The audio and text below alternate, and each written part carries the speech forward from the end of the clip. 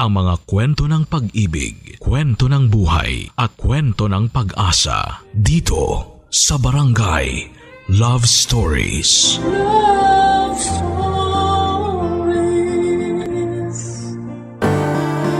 Mas masarap ang isang putahe kapag ito ay malasa.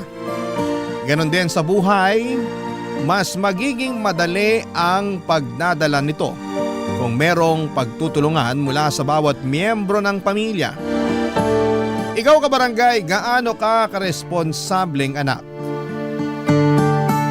Dear Papa Dudut, dumanas na ba kayo ng matinding kahirapan sa buhay na ultimo ulam ninyo sa kanin ay asin na lamang?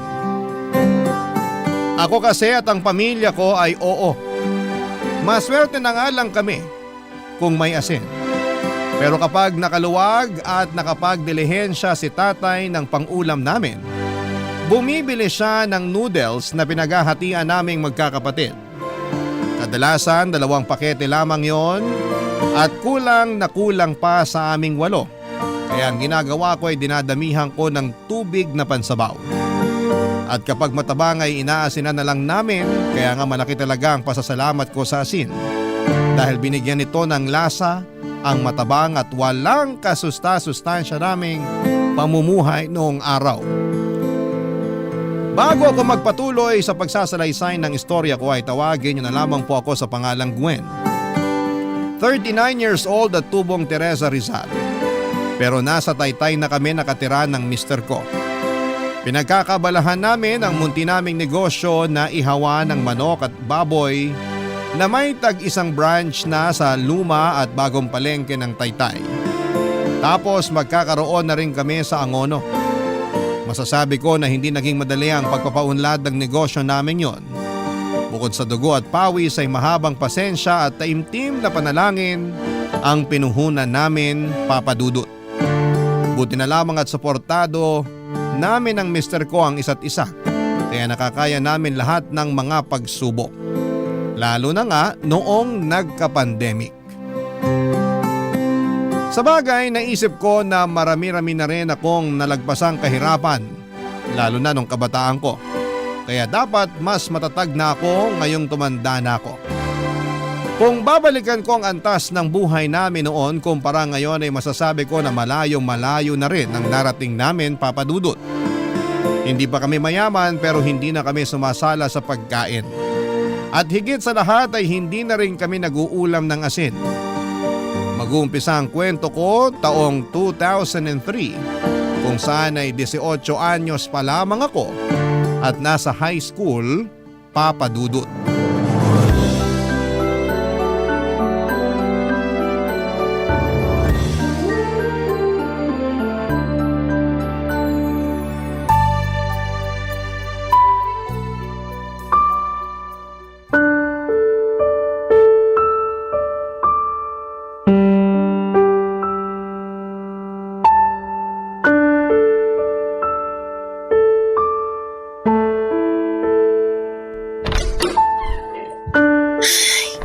Nandito na po ako, Nay.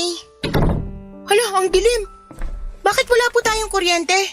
Di na kasi tayo nakakabayad dun sa pinagkakabitan natin, kaya pinutulan na nila tayo. Tiis na lang muna uli tayo sa kandila, anak. Gipit na gipit tayo. May sakit pa kapatid mong sumunod sa'yo. Ay, ang init na naman po nito mamaya. Pero magpapaypay na lang po ako. Salamat, nak. Pasensya ka na. Ay, nga pala, bakit ginabi ka yata? Nag-practice pa po kami ng sayaw para sa presentation namin sa school bukas eh. Nakakapagod nga po.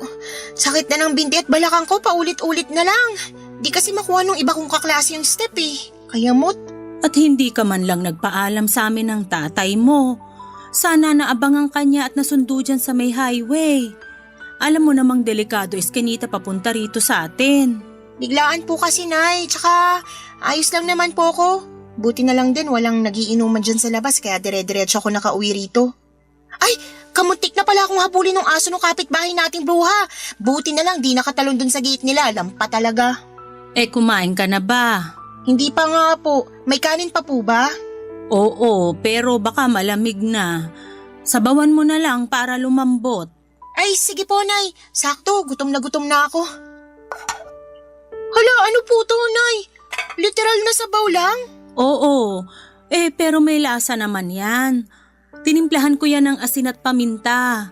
Yan lang kasi kinaya natin pang ulam, nak. Pasensya ka na.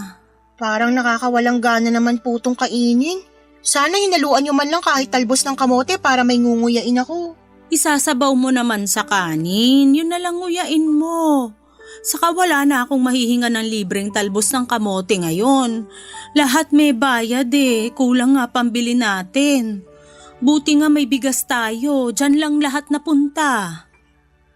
Ay, dami mo naman reklamo, nak. Sarap na sarap nga dyan mga kapatid mo.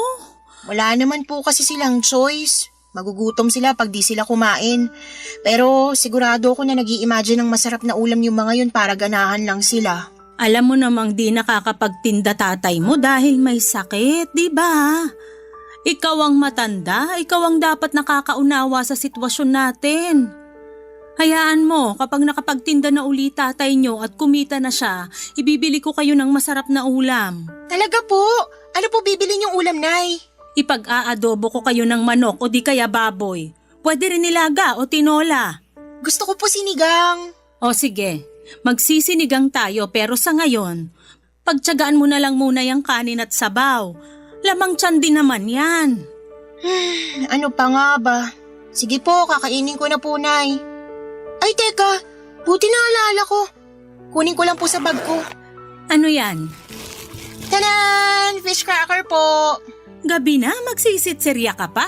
Di ko naman po to papapakin. Uulamin ko po to. Feeling ko kasi di talaga ako mabubusog sa kanin at sabaw, Nay.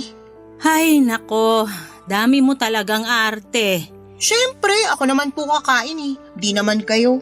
Kaya nga mag-aral ka ng mabuti nang magkaroon ka ng magandang trabaho. Para kapag kumikita ka na, mabibili mo lahat ng pagkaing masasarap na gusto mo. Ganun po talaga gagawin ko pag kumikita na ako. Di na tayo mag-uulam ng sabaw lang dahil meron na rin pong karne at mga gulay. Pero sa ngayon, i-imaginein ko na lang muna na sinigang tong ulam natin para mabusog ako. Sige, maiwan na kita. Matutulog na ako kasi inaantok na ako. Patayin mo na lang kandila pagkatapos mong kumain, nak. Opo, Nay. Good night po. Pangatlo ako sa magkakapatid at pangalawa sa matandang babae. Taho vendor ang tatay Simo namin at taong bahay naman si Nanay Wilma. Nakatira lamang kami sa maliit na barong-barong na may tagpi-tagping yero at dingding na plywood. Sunod-sunod kaming magkakapatid kaya naman hindi nalalayo ang agwat ng edad namin sa isa't isa. Ako na lang ang nag-aaral sa amin dahil huminto na ang ate at kuya ko para mamasukan ng trabaho. Nangatulong sa Maynila si ate samantalang si kuya ay nagtrabaho sa peryahan bilang utusan at tagalinis. Pero hindi sila regular na nagpapadala ng pera sa amin. May sariling pamilya na kasi si kuya tapos si ate ay nalaman na lamang namin na nakipagtanan sa boyfriend niya. Simula noon ay naatang na sa mga balikat ko ang responsibilidad bilang panganay. Kaya ganoon na lamang ang tampo ko kina nanay at tatay papadudot. Sa kabila ng lahat ay mahal ko naman ang aking pamilya. Dumarating lang talaga sa punto na nauumay na ako sa pamumuhay namin. Dagdag pa yung nakikita ko na para bang kontento na sina nanay at tatay sa estado ng buhay namin noong araw. Yun bang ayos lang kung makain? May makain at ipagdasal na lang sa Diyos na maghimala kung wala. Mabait si nanay at maalagang ina papadudot pero madali siyang malungkot at malugmok. Mahina rin ang loob niya kaya kahit na anong oportunidad ang dumating sa kanya tulad ng magandang trabaho ay hindi niya sinusubukan o pinapasok man lang. Hindi raw niya kaya at natatakot siyang magkamali. Si tatay naman ay masipag sa paghahanap buhay pero may ugali siya na hindi ko gusto. Papadudot.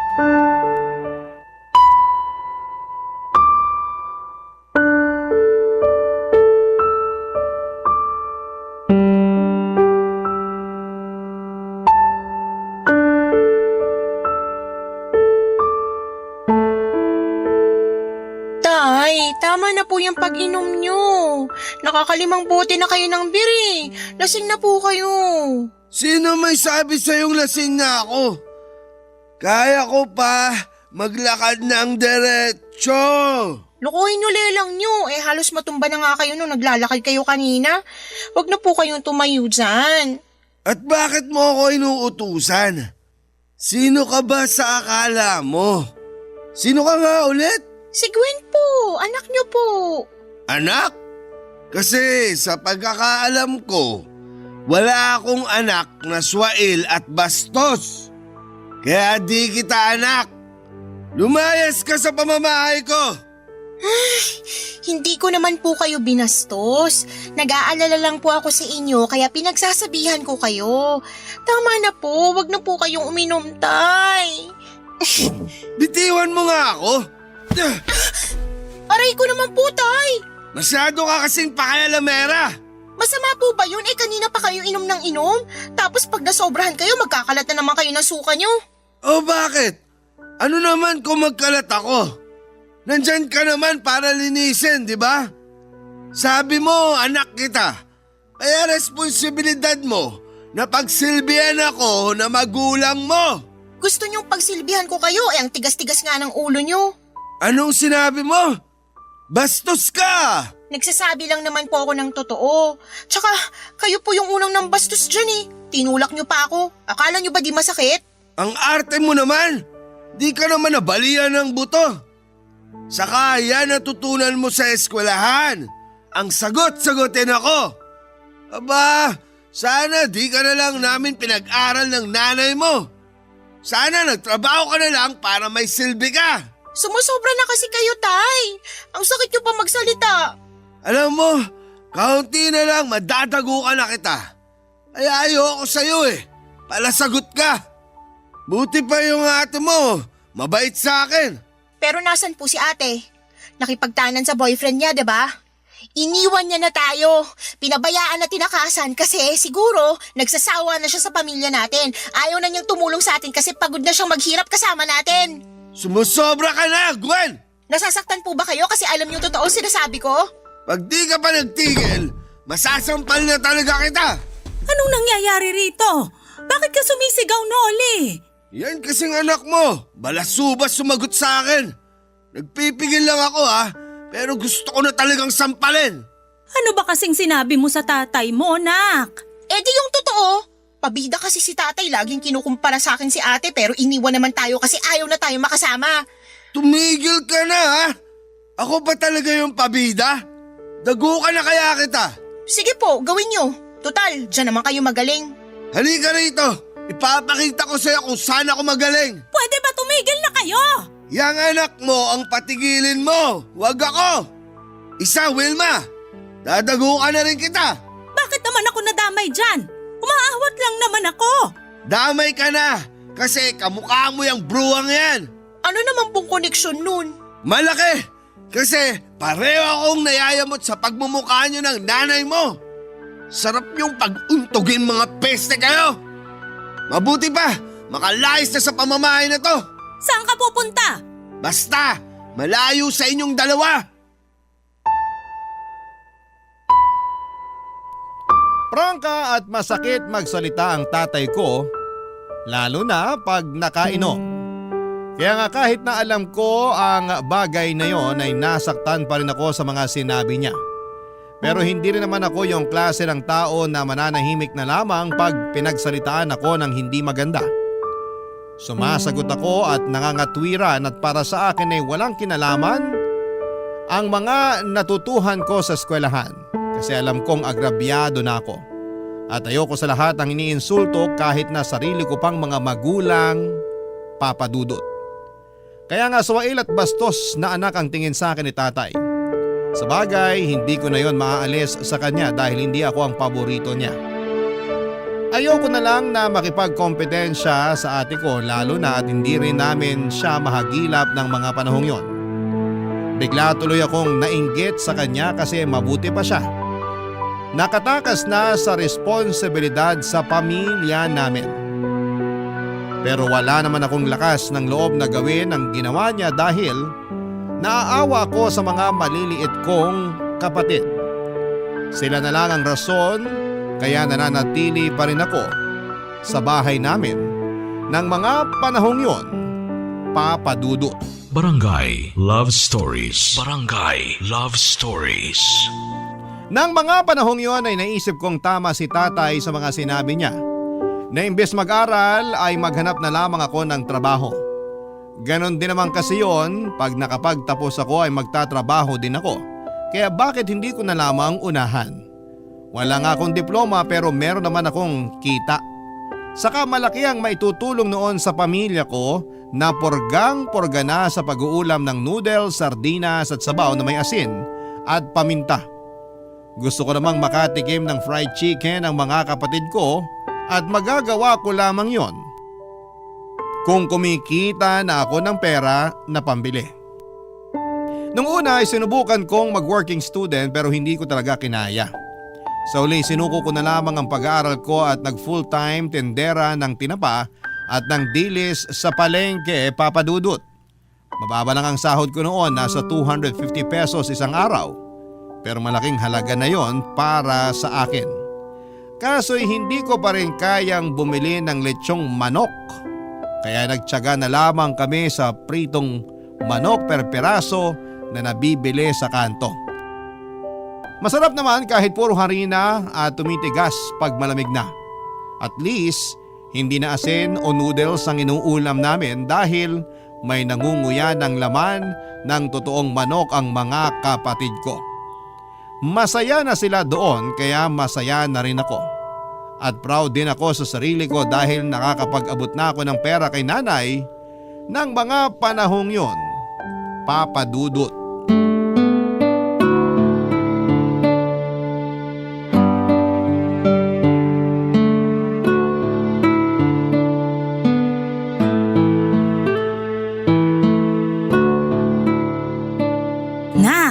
Sarap ng ulam natin, adobong baboy. Dami ko tuloy nakain. Grabe, busog na busog ako. Pati mga kapatid mo, kulang na lang itumba yung kaldero ng kanin. Simot na simot. Kita ko nga po dun sa hugasan yung kaldero, wala nang laman. Masaya ako na nabusog kayo, Nay. Di ko na maalala kung kailan ako nakatikim ng adobong baboy. Kamuntik ko na nga rin makalimutan paano lutuin. Buti na lang masarap pa rin ang timpla ko.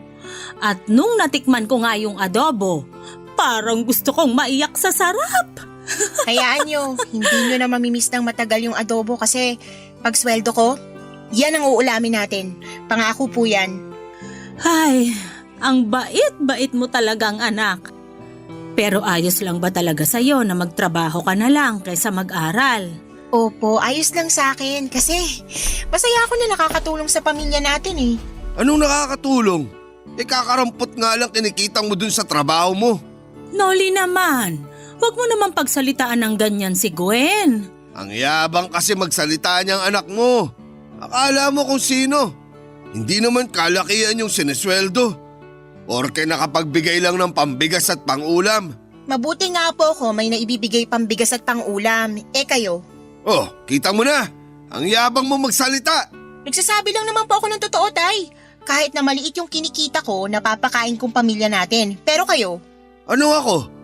Baka nakakalimutan mo. Ako bumuhay sa inyo ng mga kapatid mo. Binuhay nyo kami sa sabaw na inasinan at nilagyan ng paminta. Yun po ba yung pinagmamalaki nyo? Sumusobra ka na talagang babae ka.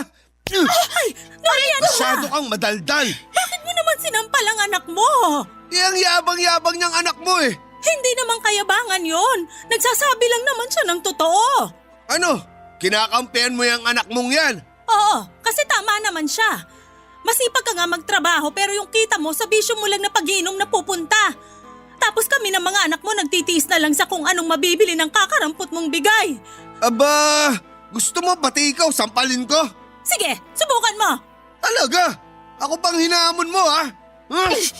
Wag niyo pong sasaktan si nanay. Nagkampihan pa talaga kayong dalawa. Sarap niyong pag-untogin. Pwede ba umalis na nga po kayo? Kanina ayos-ayos namin nag-uusap dito tapos dumating lang kayo para manggulo. Kung ikaw kaya palayasin ko sa pamamahay na to, baka nakakalimutan mo sinong batas dito. Hindi ko po nakakalimutan, pero sana umayos naman kayo. Hindi na po tamang ginagawa niyo, Tay. Habang tumatagal, mas bumibigat pagdadala natin sa buhay ng dahil sa inyo at sa bisyo niyo. Hanggat hindi ikaw ang gumagastos sa bisyo ko, wala kang karapatan pagsalitaan ako ng ganyan. Anak lang kita. Tatay mo pa rin ako. Umalis ka na, Noli. Di ba lalabas ka? Ganyan ka naman eh. Pagkagaling mo sa trabaho, lagi kang pumupunta sa mga barkada mo. Aalis talaga ako. Hindi mo na ako kailangang pagsabihan. Pero sana, umalis na rin yung anak mo. Kasi naiirita ako sa pagmumukha niyan. At saan naman pupunta si Gwen? Baka nakakalimutan mo na dito siya nakatira. Eh di ikaw na lang yung umalis. Total, wala ka namang silbi. Anong sinabi mo? Ay, ang hirap sa'yo. Ang hilig mo maglaro ng tanga-tangahan. Kainis, makalis na nga. Iyon ang unang beses na sinampal ako ni tatay kaya magkahalong gulat at galit ang naramdaman ko ng araw na yon. Hindi ko na rin pinigilan ang sarili ko na maglabas ng sama ng loob dahil pakiramdam ko ay sasabog na ako. Para sa akin wala siyang karapatang saktan ako kahit na siya pa ang tatay ko. Pakiramdam ko ay nanliit ako sa mga sinabi niya at nawala ng saysay ang pagtatrabaho ko para sa pamilya namin. Kaya umiyak na lamang ako pagkatapos noon at tinext ko ang boyfriend ko para magsumbong sa kanya, Papa Dudut. Makalipas ang 1 linggo ay nag-decide akong umalis na lamang sa bahay namin para makipag-live-in sa boyfriend ko. Masama pa rin kasi ang loob ko kay tatay at nakadagdag sa bigat nang nararamdaman ko yung hindi namin pagpapansinan sa bahay. Minsan nagpapasaring pa siya kung gaano ako kasamang anak kasi maramot daw ako. Sinasaway naman siya ni nanay pero nauuwi lang yon sa away kaya naaaburido na ako. Sukan-suka na ako sa bahay namin kaya ginusto ko na lamang bumukod. Hindi naman nila ako napigilang umalis lalo na ni nanay at ng mga nakababata kong kapatid. Pero nangako ako na bibisita sa kanila at magbibigay pa rin ng perang pangkain at pambayad sa bills. Lumipas ang 5 buwan, habang nasa bahay ako para dumalaw kina nanay, ay meron siyang sinumbong sa akin.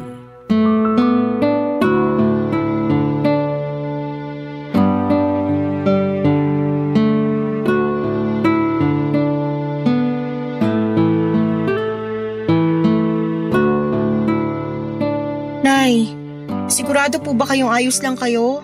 Oo, nak. Ayos lang ako. Mukha kasi kayong may sakit kaya nag-aalala ako eh.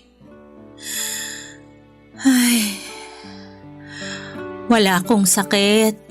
Pagod lang ako at puyat kaya matamlay ako tingnan. Bakit po kayo pagod at puyat? Siyempre, inaasikaso ko mga kapatid mo. Tapos ako lang naman naglilinis at nagluluto rito sa bahay. Ganun po ba? Sa bagay, pasensya na po kayo kung umalis ako rito sa atin ah. Bakit ka naman humihingi ng pasensya? Siyempre, naisip ko baka masama loob niyo sa akin kasi iniwan ko kayo. Hindi yun ang nasa isip ko, nak. Saka nasa tamang edad ka na para magdesisyon sa sarili mo. Bukod doon, di naman kita masisisi kung gusto mo nang lumagay sa tahimik kasama yung boyfriend mo. Wala kasing kapayapaan tong pamamahay natin. Lalo ngayon na... Na ano po? Wala, nak. Iba na lang pag-usapan natin. Kamusta ka naman? Kayo ng boyfriend mo? Ayos lang po kami, Nay. Pero curious po ako sa sinasabi niyo kanina. Ha? Wala naman akong sinasabi ah. Meron po. Ayaw niyo nga lang pag-usapan. Ayoko na kasing idamay ka. Problema na namin yun ng tatay mo. Ayoko nang isipin mo. Mas lalo ko po yung iisipin kung hindi niyo sasabihin. O sige.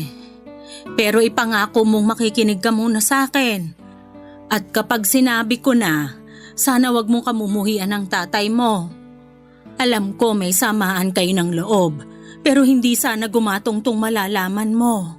Depende po, Nay. Hindi ko po may papangako. Gwen naman. Sabihin niyo na po kasi kinakabahan na po ako eh. Sige, sasabihin ko na. Ay. May babae ang tatay mo.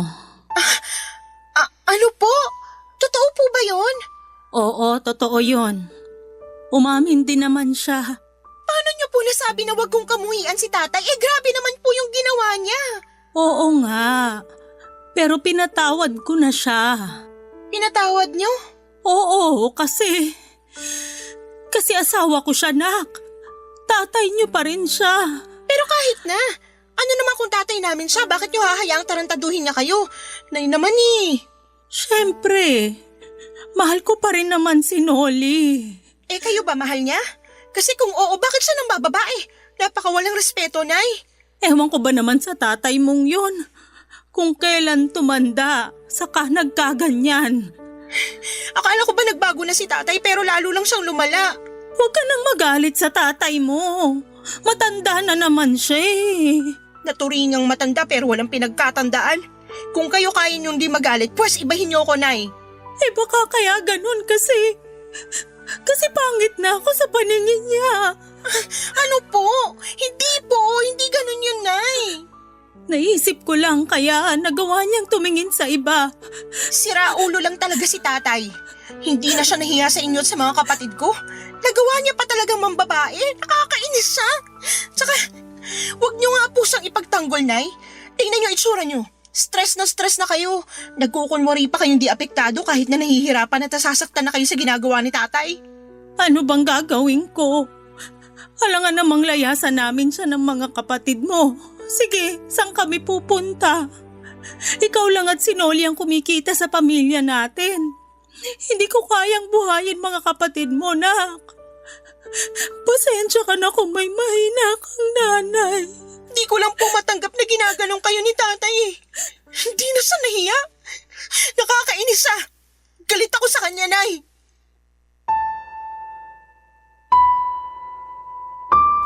Habang pinakikinggan ko si nanay ay lalong kumukulo ang dugo ko. Hindi ko na rin tinago ang pagkadismaya ko kay tatay. Lalo akong nagngit-ngit sa galit dahil sa mga nalaman ko. Hindi na ba siya nahiya? Kasi kung oo, ang kapal naman ang pagmumukha niya. Pero naaawa rin ako sa nanay ko dahil wala siyang magawa, Papa Dudut.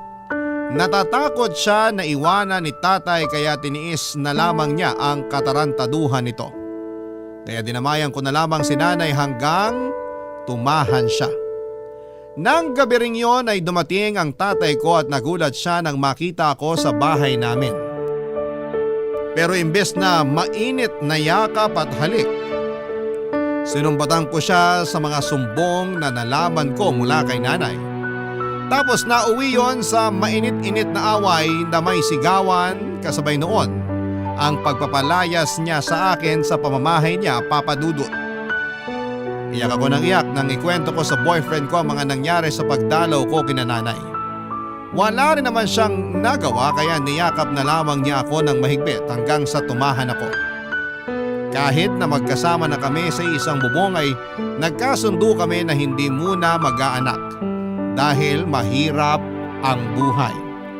Factory worker ang boyfriend ko at pinasok niya ako sa pinagtatrabahuhan niya. Nangako kami sa isa't isa na mag-iipon ng pera kasi gusto naming magnegosyo. Maswerte ako sa kanya dahil kahit pareho kaming laki sa hirap ay mataas naman ang ambisyon namin. At yon ay ang umasenso sa buhay, Papa Dudut. Barangay Love Stories. Barangay Love Stories. Papa Dudut, bukod sa regular naming trabaho ng boyfriend ko ay sinubukan din naming magtinda ng ulam at pang-almusal na binebenta namin sa aming pinagtatrabahuhan. Tapos, imbes na magpahinga tuwing linggo, ay tumatanggap kami ng mga short order na mga palutong merienda tulad ng spaghetti at pansit. Ginawa namin yon para madagdagan ang income at ang ipon namin. At kahit na nga nakakaluwag na kami, mas naging matipid kami ng boyfriend ko. Hindi po kami tumigil sa pagtitinda para mahanap namin ang negosyong gusto naming i-pursue. Makalipas ang 8 taon, nag-resign na ako sa pabrika at sinimula na ang business naming ihawan ng manok, Papa Dudut. Nagbigay pa rin ako kina nanay ng pera pero laging nakakarating sa kaalaman ko na ginagastos lang yun ni tatay sa bisyo niyang alak at sa pagsasabong. Kaya naman nanatili pa rin hikahos ang pamumuhay ng pamilya namin. Bagay na lalong nagpahirap sa kalooban ko ng mga panahong yon. Nasabi ko na lamang sa sarili ko na ang bigat nilang dalhin dahil nauubos ako sa kanila. Ang hirap nilang tulungan kasi sinasamantala nila ang kabaitan ko. Pero hindi na lamang ako masyadong nag-isip ng masama dahil pamilya ko pa rin naman sila. Si tatay lang naman talaga yung mahirap pakisamahan sa amin dahil nagbago na siya. Wala akong ideya kung gaano kaseryoso ang problema ni tatay sa pagbibisyo niya hanggang sa makarating sa akin ang balitang sinanlan niya ang bunso namin sa kumpare niya para makautang ng perang pansabong. Agad ko namang tinubos ang kapatid ko at kinumpronta ang tatay ko, Papa Dudut.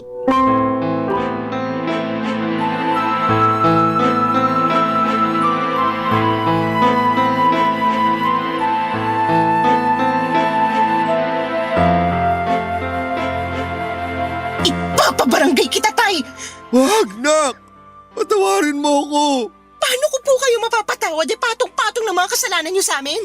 Una na yung pambababae niyo, tapos ngayon dinagdagan niyo pa ng panibagong kasalanan? Anong klaseng ama kayo, tay? Gawain po ba ng matinong magulang yung isan lang ang sariling anak ng dahil sa pera? Alam ko namang mali, pero di ko lang talaga napigilan. Anong hindi niyo napigilan? Ewan ko, basta kating-kati kamay ko na makapagsabong. At kapag hindi ko ginawa yun, parang masisiraan ako ng ulo. Matagal na po kayong siraulo simula nung hayaan yung kainin kayo ng mga bisyo nyo. Ang sama-sama nyo, tay! Pinagpalit nyo kaming pamilya nyo sa pestig bisyo na yan! Nak, huwag mo naman pagsalitaan tatay mo ng ganyan. Nagsisisi na naman siya sa ginawa niya eh. Huli na para magsisi kasi nagawa niya, nanay. Tsaka naririnig nyo bang sarili nyo? Pinagtatanggol niyo si tatay matapos niyang isan lang kapatid ko. Nasisiraan na ba kayo ng bait? Hindi, pero tatay mo pa rin siya. Desperado lang siya kaya niya nagawa yun, pero alam kong hindi na niya uulitin. Sabihin mo kay Gwen na hindi mo na uulitin, Oli. Tama, nanay mo, nak. Hindi ko na uulitin. Kaya sana patawarin mo na ako. Magbabagong buhay na ako. Hindi na ako magsusugal o mambababae. Sana noon niyo pa yung ginawa. Ginagawa ko naman na eh. Wilma, sabihin mo nga sa anak mo na nagbabagong buhay na ako. Bigyan mo na ng isa pang pagkakataon ng tatay mo. Maawa ka sa kanya, nak. Ewan ko sa inyo, nay. Hindi ko maintindihan kung bakit imbis na yung kapatid kong kampihan nyo, katatay pa rin talaga kayo kampi. Baka nakakalimutan nyo. Harap-harapan kayong niloko ng taong yan. Huwag niyong sabihin sa akin na ayos lang sa inyo na iniiputan niya kayo sa ulo. Siyempre hindi, pero matagal na yun. Matagal na nung huling beses na may kinaloko ang babae ang tatay mo. Hindi ko lang sinasabi sa'yo pero nakikita ko, nagbabago na siya. Sabi ko naman sa'yo, nak. Nagbabagong buhay na ako eh. Ewan ko, tay. Hindi ko na alam kung sino paniniwalaan sa inyo ni nanay kasi lumalabas para kayo nagkakampihan eh. Pinagtatakpan ni nanay ang mga kasalanan nyo kasi mahal niya kayo. Alam ko. Kaya nga malaki pa sa salamat ko sa nanay mo. Dahil hindi niya ako iniwan. Kaya sana, bigyan mo pa ako ng isa pang pagkakataon. Marami akong kasalanan sa pamilya natin. Lalong-lalo na sa'yo, Gwen. Gusto kong bumawi kahit bago man lang mamatay. Huwag mong sabihin yan, Noli. Hindi ka pa mamamatay. Hindi lang po kayo sa akin dapat humingi ng patawad, tay. Doon din sa kapatid ko kasi panigurado na trauma yun sa ginawa nyo. Kaya nga desidido akong ipabarangay kayo. Pero sige, bibigyan ko pa kayo ng isa pang pagkakataon. Kaso pag naulit po to, hindi ko na kayo mapapatawad. Salamat, nak. Salamat talaga. Pangako, hindi ko na uulitin. Galit na galit ako kay tatay ng mga panahong yon.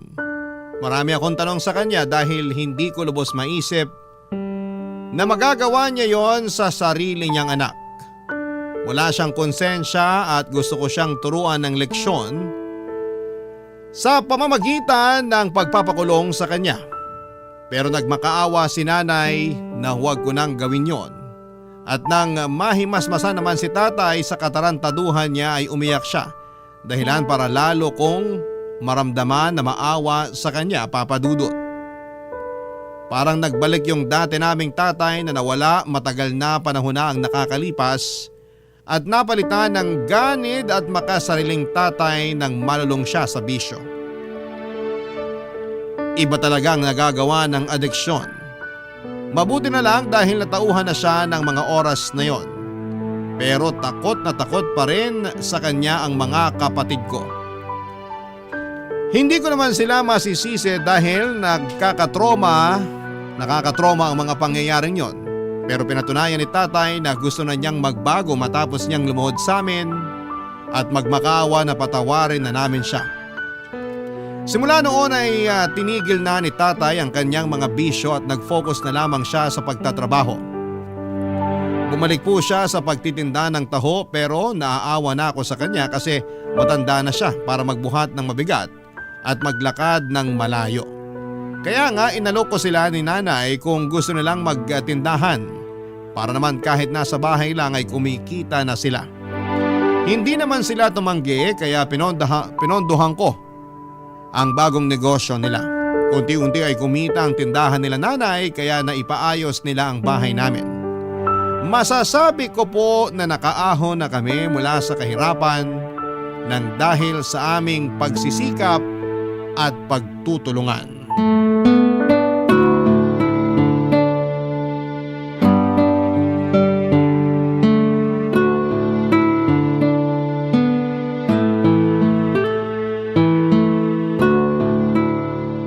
Nay, ito pang tuition sa school ng mga kapatid ko. Tapos ito naman, allowance nila pag nagsimula na klase nila.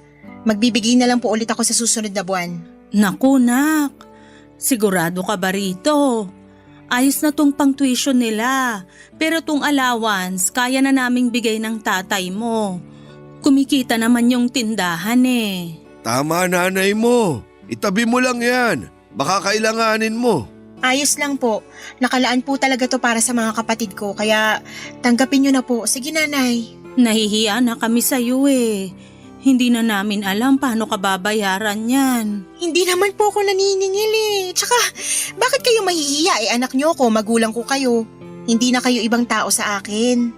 Ang laki na kasi ng naitulong mo sa pamilya natin. Ang dami mong sakripisyo.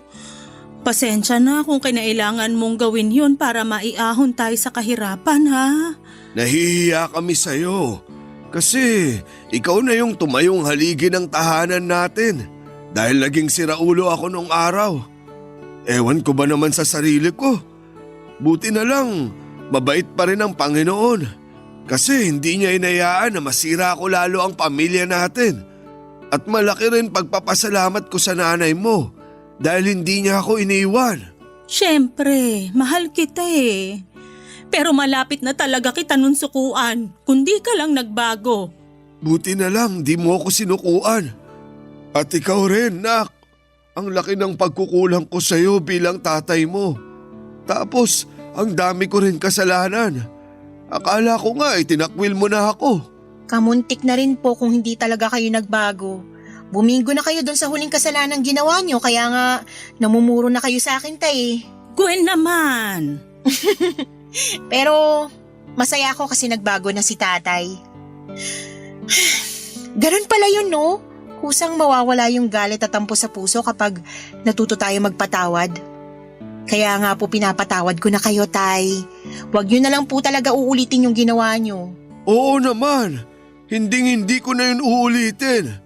Ako na mismo magpapabarangay sa sarili ko pag ginawa ko pa yun. Saka siraulo na lang ako kung sisirain ko pa yung pamilya natin. Ngayon pa na bumubuti na pamumuhay natin. Hindi pa po tayo mayaman pero hindi na tayo hikahos katulad nung araw. Nakakakain na rin tayo ng mga gusto nating kainin. Hindi na rin sabaw na may asin at paminta yung ulam natin. Asensado na tayo kasi masipag at madiskarte ka, Gwen. Tapos nahawahan mo na lang kami ng tatay mo. Hindi ba, Noli? Totoo yun. Hindi lang pala sapat yung sipag.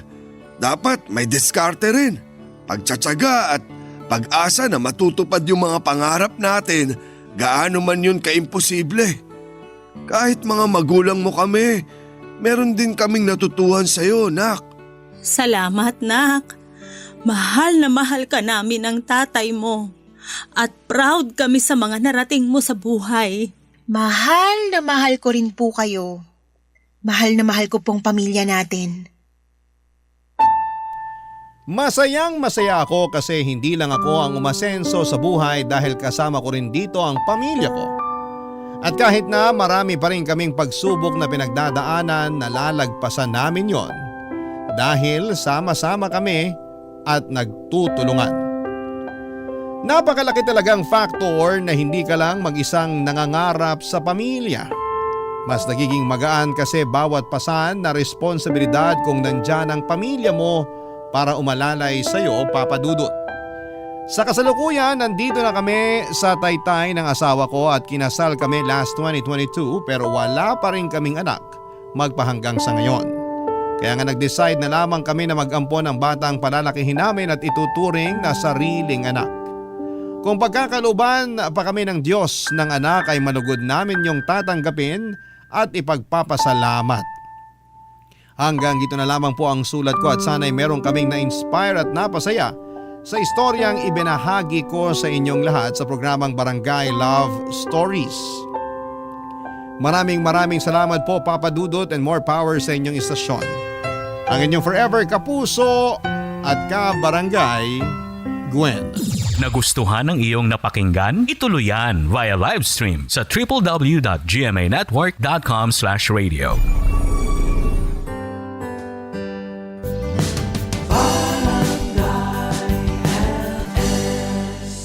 Forever. Ang mga kwento ng pag-ibig, kwento ng buhay at kwento ng pag-asa dito sa Barangay Love Stories. Love Stories.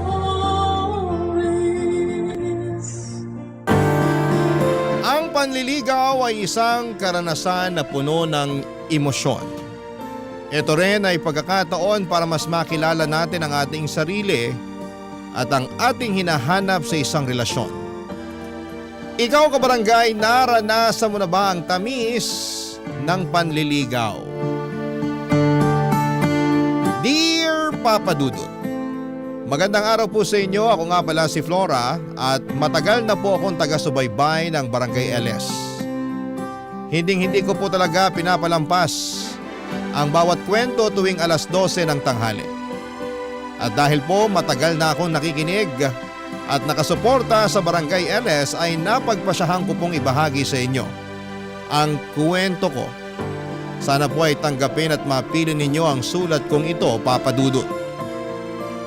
Isa po akong simpleng babae na nagtatrabaho bilang servidora sa isang maliit na kainan dito sa Pangasinan. Hindi po ako galing sa mayamang pamilya. Pero sa awa ng Diyos, kahit papaano ay may naipundar naman na maliit at simple na bahay yung mga magulang ko. At noong makapagtapos ako ng high school ay napilitan ako magtrabaho para matulungan ng mama at papa ko. Ako po kasi ang nag-iisang anak nila kaya't malaki ang pressure na nararamdaman ko para masuportahan sila, Papa Dudut. Hindi na po nagtatrabaho ang mga magulang ko dahil pareho na silang matanda at hindi ko po kayang makita silang nahihirapan. Kaya't ako na po ang nagsusumikap para sa amin. Bagamat maliit lang ang sahod ko, sa awa ng Diyos ay nakakaraos pa naman kami.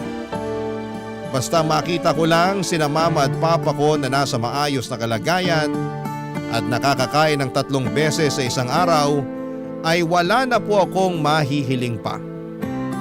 Sa trabaho ko po bilang servidora ay normal lang naman po ang takbo ng buhay ko. Paminsan-minsan ay nag-overtime pa nga ako para mas makaluwag ako. At sa kaka-overtime ko sa kainan na pinagtatrabahuhan ko ay doon ko nakilala si Kyle. Si Kyle ay isang construction worker na nagtatrabaho malapit sa kainan kung saan ako naninilbihan.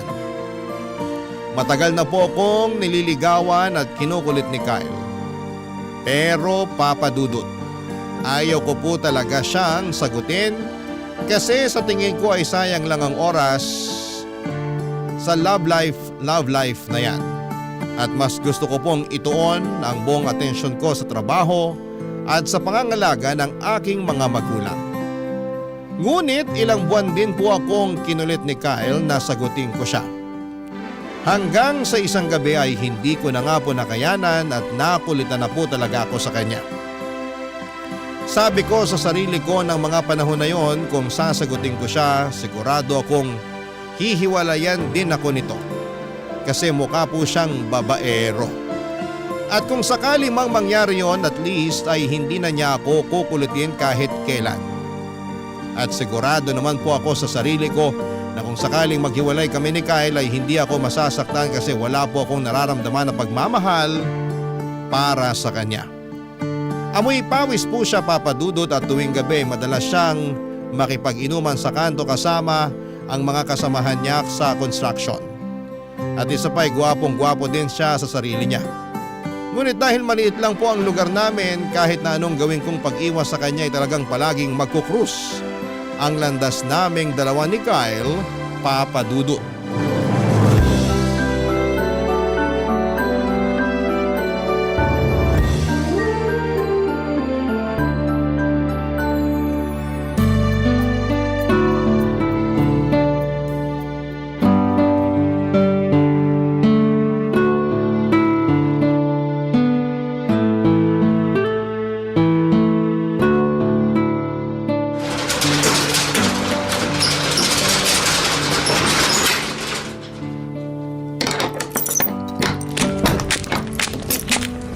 Laura, my babes! Sabi ko na nga ba, dito lang kita mahanap eh. Diyos ko, Kyle. Nakainom ka na naman no. Gabing-gabi na oh. Umuwi ka na nga sa inyo. Alis na Yasyo. Doon ka na nga. Ano ba kasing ginagawa mo dyan? Bulag ka ba? Malamang ako ang napag-utusan na magsara nitong kainan. Eto naman, ang sungit-sungit mo talaga sa akin. Halika nga muna dito. Wag kang lalapit sa akin. Sigurado ako na amoy alak at pawis ka na naman. Ang arte mo naman, my babes. Tigilan mo na nga yung kakatawag sa akin ng my babes, kadiri. Grabe ka naman sa akin. Pero alam mo, kahit masungit ka, ang ganda mo pa rin. Tapos na ako dito, uuwi na ako. Diyan ka na nga. Uy, sandali lang. Ano? May papakiusap sana ako sa'yo eh. Laura, alam mo naman na matagal na akong may gusto sa'yo, di ba? At alam mo naman na matagal na rin kitang nililigawan. Kaya parang awa mo no. Sagutin mo na ako. Ay nako, itulog mo na lang yan. Sigurado akong lasing ka lang. Uy, hindi ah. Kaya nga ako uminom eh. Para magkaroon ako ng lakas ng loob para sabihin ang tunay na nararamdaman ko para sa'yo. Ibang klase ka rin ano? Ginawa mo pa talaga akong dahilan. Gabi-gabi ka namang umiinom. Paano mo alam? Pinagmamasdan mo ako? Aminin mo na, may gusto ka rin sa akin oh. Ang kapal ang mukha mo. Kilabutan ka nga sa mga pinagsasasabi mo. Palagi kaya kitang nakikita sa kanto, nakikipag-inuman sa mga kasamahan mo sa construction tuwing naglalakad ako pa uwi. Basta, hindi ako aalis dito hanggat hindi mo ako sinasagot. Alam mo ba kung ano ang pinagkaiba mo sa adobo, sinigang at piniritong isda? Ha? Ano? Lahat ng yun, natikman ko na. Ikaw na lang ang hindi. Napakabastos mo naman! My babes, ang sakit na. Pero di bale, titiisin ko lahat ng sakit. Basta sagutin mo lang ako. May pick-up line din ako para sa'yo. Eto, makinig ka. Alam mo bang hindi tayo tao? Hindi tayo pagkain? Hindi rin tayo lugar? Sabi ko na nga ba eh. May gusto ka rin sa akin. Narinig ko na yan. Bakit? Kasi bagay tayo? Mali. Kasi hayop ka. GGSS ka rin ano? Aray, Mas masakit pa ata yun kesa sa sampal mo. At saka, ano yung GGSS? Gwapong-gwapo sa sarili. Ha? Tabi nga dyan, uuwi na ako. Oh, ayan. Kyle, ano ba? Tumayo ka nga dyan, nakakahiya. Baka mamaya may makakita pa sa'yo. Sagutin mo na ako. Parang awa mo na. Ang sakit-sakit na ng tuhod ko. Oo, sige na. Tumayo ka na dyan. Ano? Oo na, sinasagot na kita. Sa wakas! Thank you! Thank you! Payakap nga! Hoy! Bago mo ako yakapin, maligo ka muna. Sa amoy mong yan, hindi niya yata tatalab yung sabon sa'yo. Subukan mo kayang gumamit ng laundry detergent. Baka sakaling gumana pa. Wala akong pakialam! Kahit buong magdamag mo pa akong tarayan. Basta, masaya ako na sinagot mo na rin ako sa wakas. Bumalik ka na nga dun sa mga kainuman mo. Uuwi na ako kasi sigurado akong hinahanap na ako ng mga magulang ko. Basta, aabangan kita dito bukas ng gabi ha. Hay nako, para may pakinabang ka, dito ka na rin kumain bukas para may benta kami. Makakaasa ka, my babes. Utang na loob, tigilan mo na nga yung kakatawag sa akin ng my babes. Napaka-jejemon mo. O sige, mahal na lang. Bahala ka dyan, goodbye. I love you, mahal! Hay nako Papa Dudut, hindi ko na natiis yung kakulitan ni Kyle at dumating na rin ang araw na sinagot ko na siya. Ang totoo niya, nakala ko ay hindi siya seryoso sa akin pero nagkamali ako kasi araw-araw niyang pinaparamdam sa akin na mahal niya ako. At in fairness na lang din sa kanya kasi simula nung sinagot ko siya ay araw-araw na siyang naliligo at hindi na siya amoy pawis. Araw-araw na din niya akong dinadalaw sa kainan na pinagtatrabahuhan ko. Nakakahiya mang aminin pero lumipas sa mga buwan at nararamdaman ko na nahuhulog na rin ang loob ko kay Kyle. Oo, nung unay naiingayan at naaalibadbaran ako sa kanya. Pero noong naging kami na ay mas nakita ko ang seryoso at determinado niyang side. Kahit yung mga katrabaho ko sa kainan ay nagulat din daw sa pagbabago ni Kyle kasi hindi na rin siya ganong kadalas makipag-inuman sa mga kasamahan niya sa construction. At tuwing sumasahod siya, Papa Dudut, binibigyan niya ako ng kung ano-anong regalo. Ang sabi ko pa nga sa sarili ko noon na mukhang mahihirapan talaga akong makipaghiwalay kay Kyle kasi napamahal na rin ako sa kanya. Sino ba naman kasi ang hindi mapapamahal sa isang lalaki na gagawin ang lahat para lamang mapasaya ka, hindi ba? At mukhang nahusgahan ko rin si Kyle kasi hindi naman pala siya babaero. Hindi siya nagkulang na ipakita sa akin na ako lang ang nag-iisang babae sa buhay niya. At habang tumatagal kami ni Kyle ay mas lalo akong nai-inspire at nagkakagana na sipagan yung trabaho ko sa kainan. At makalipas nga ang ilang buwan, Papa Dudut, na pagdesisyonan ni Kyle, nasa isang mamahaling restaurant kami mag-first date. Tandang-tanda ko pa noon na sinabi ko sa kanya na sa tabi-tabi na lang kami kumain. Pero siya ang nagpumilit kasi gusto raw niyang maging espesyal ang first date namin at sagot niya na daw yung babayaran namin. Kaya mas lalo lang talaga ako na-in-love sa kanya. Hindi nga babaero si Kyle, Papa Dudut, pero noong mismong gabing yon, may natuklasan ako sa pag-uugali ni Kyle na hindi ko alam kung matatanggap ko.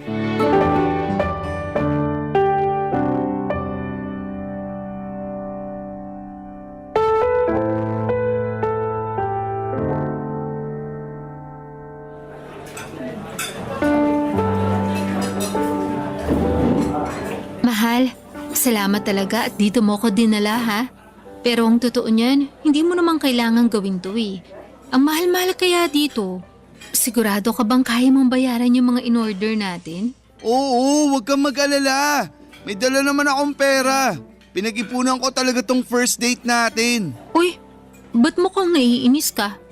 May nagawa ba ako masama? Wala. Nabibwisit lang kasi ako sa waiter na kumuha ng order natin. Ha? Bakit naman?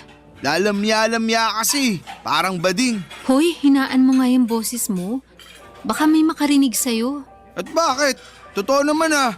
At isa pa, 15 minutes na tayong naghihintay sa in-order nating pagkain. Siguro kung hindi ba din yung waiter natin kanina, malamang kanina pa nakarating dito yung pagkain natin. Ano ba nangyayari sa'yo, ha? Ba't mo pinagdidiskitahan yung waiter? Ang dami mo kayong in-order kanina, kaya malamang matatagalan talaga sila. Ay, umalis na lang kaya tayo dito. Maghanap na lang tayo ng ibang restaurant. Tumigil ka nga. Sigurado akong niluluto na yung in-order natin. Maghintay ka na lang dyan. Kung alam ko lang na ganito yung magiging kahihinatnan ng lahat ng to. Sana hindi na lang tayo dito nagpunta. Alam mo, naninibago ako sa'yo. Ngayon lang kita nakitang ganito kagalit. Umamin ka nga. Ano ba talaga ang problema, ha? Wala. Sige na, sabihin mo sa akin. Kasi kung kikimkimin mo yan, mas lalo ka lang magagalit. Sinabi na nga wala eh. Kung hindi mo ako kakausapin na maayos, aalis na lang ako. Ipa-take out mo na lang yung mga in-order nating pagkain. Mahal, sandali lang. Wag, umupo ka muna. Sige na, sasabihin ko na sa'yo. Magsalita ka na kasi para hindi ka na nagagalit ng ganyan. Oo na. Ay, galit ako sa mga bakla. Nandidiri ako sa kanila. Diyos ko naman, Kyle. Ba't ka naman magagalit sa kanila? Wala naman silang ginagawang masama sa'yo. At isa pa, mga tao lang din sila katulad natin. Mali. Nandidiri ako tuwing nakakakita ako ng mga katulad nila. Wala na silang ibang ginawa sa lipunan kung hindi ang magkalat. Umayos ka nga. Napaka mapanghusga mo naman. Eh bakit? Totoo naman ah. Nababad trip ako tuwing naririnig ko sila na nagsasalita. Nasisira ang araw ko tuwing tumatawa sila. Ayoko silang nakikita sa paligid. Alam mo, sobra ako nanghihinayang. Nangihinayang ka saan? Diyan sa mga sinasabi mo. Oo, aaminin ko na nahulog na ang loob ko sa'yo. At kaya ako nasasaktan ng ganito kasi nagmumukha kang tao na ayaw kong mahalin. Ba't ba kamping-kampi ka sa mga bakla na yan ha? Sabihin mo nga sa akin, babae ka ba talaga? Baka bakla ka rin ha? Sumusobra ka na, ha? Napakabastos mo. Nagkamali yata ako na sumama pa ako sa'yo. Aalis na ako. Baka kung ano pa masabi ko sa'yo. Flora, mahal! Sandali lang! Ano? Halika na, bumalik na tayo sa loob. Bumalik ka doon at kumain ka mag-isa mo? Nawala na ako ng gana. Sorry na talaga. Hindi ko sinasadya yung sinabi ko sa'yo. Nagbibiro lang naman kasi ako eh. Ito lang ang sasabihin ko sa'yo, Kyle. Yung galit at pagkamuhi mo sa mga bakla, yan mismo ang sisira sa'yo. Pasensya ka na talaga. Ewan ko ba, bata pa lang kasi ako. Nandidiri at naiinis na kasi ako sa kanila. Pwes hindi ka na bata. Alam mo na ang mali at tama. Matuto kang kontrolin yung mga emosyon mo. Lalong-lalo na kung wala namang ginagawang masama sa iyo yung tao. Oo na. Halika na, bumalik na tayo sa loob. Ipangako mo muna sa akin na magbabago ka na. Ha? Sinasabi ko sa'yo, kung hindi mo susubukan magbago, hihiwalayan kita. Oo, sige na. Susubukan ko para sa'yo. Huwag mong gawin to para sa akin. Gawin mo to para sa sarili mo. Oo na, pangako yan. Promise. Halika na. Sobra akong nagulat ng gabing yon, Papa Dudut.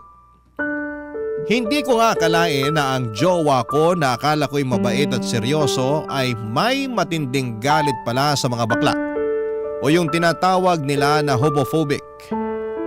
Ang mga katulad ni Kyle ang dahilan kung bakit marami sa mga kababayan natin sa LGBTQ+ community ang nahihirapang magpakatotoo sa sarili nila. Marami sa atin ang lumaki na may mga maling paniniwala at stereotypes na ipinapasok sa ating isipan. Kaya't nagiging mahirap para sa iba na tanggapin at yakapin ang pagkakaiba-iba ng bawat isa. Lalo na sa usaping sexual na oryentasyon. Alam ko, Papa Dudut, dahil may pinsan ako na bakla na palaging kinakawawa ng papa niya. Kahit matalino at mabait ang pinsan ko na yon ay hindi ito nakita ng tatay niya. Kaya madalas siyang umiiyak at lumalapit sa akin kapag siya ay pinagmamalupitan ng tito ko. Awang-awa ako sa pinsan ko na yon kasi hindi lang siya sa bahay nakakaranas, Papa Dudut, ng diskriminasyon, kundi pati na rin sa eskwelahan. Papadudot madalas siyang tinutukso at binubuli ng mga kaklase niya kahit na wala naman siyang ginagawang masama. Kaya nung malaman ko na homophobic ang jowa ko ay talagang nagulat ako at nahirapan akong tanggapin ito. Pero papadudot, noong gabing yon ay nangako naman si Kyle na susubukan niyang magbago. At pinanghawakan ko ang sinabi niyang yon. Kasi sa kabila ng mga pagkukulang niya, mabait naman talaga si Kyle sa akin. Hindi siya perfect, pero isa siyang mabait, maasikaso at mapagmahal na jowa. Dahil dito ay pinagpatuloy namin ang relasyon namin at sa mga sumunod na araw, umaasa akong unti-unti ay mababago ni Kyle ang kanyang pananaw. Lalong-lalo na pagdating sa mga bakla. At noong mga panahong yun ay naisip ko na siguro kung ako ang magiging gabay at kung magiging matyaga ako sa pag-iintindi sa kanya, baka balang araw ay mawala rin ang galit ni Kyle sa mga bakla.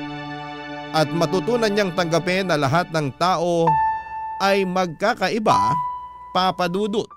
Barangay Love Stories. Barangay Love Stories. Lumipas ang 1 taon at naging magaan na ang relasyon namin ni Kyle. Napansin ko na malaki na ang pinagbago niya at hindi na mabilis uminit ang ulo niya at lagi na siyang nakikinig sa mga sinasabi ko. Pero syempre may mga pagkakataon pa din talaga na hindi maiiwasang uminit ang ulo niya.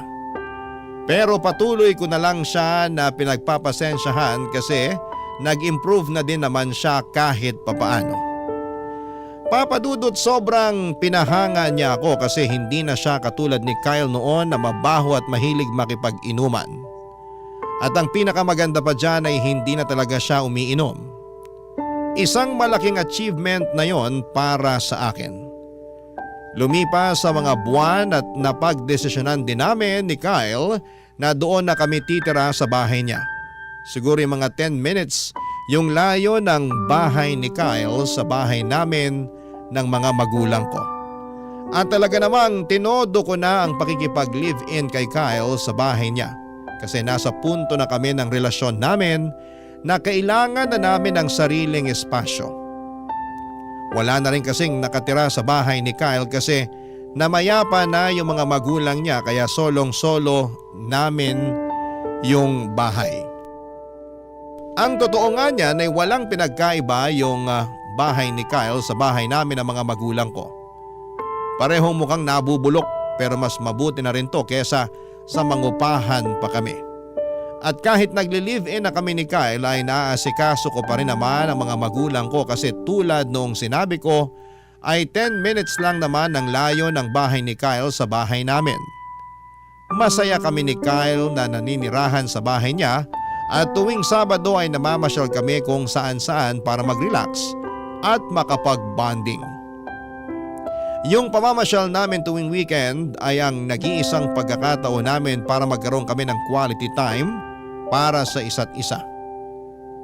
Pero isang araw habang naglalakad kami sa isang park noong day off namin, nagulat ako noong bigla akong sinorpresa ni Kyle.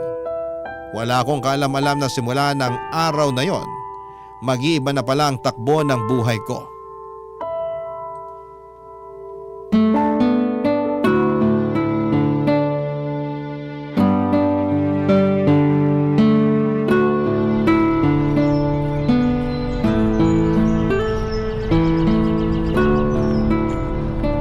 Ganda talaga dito sa park.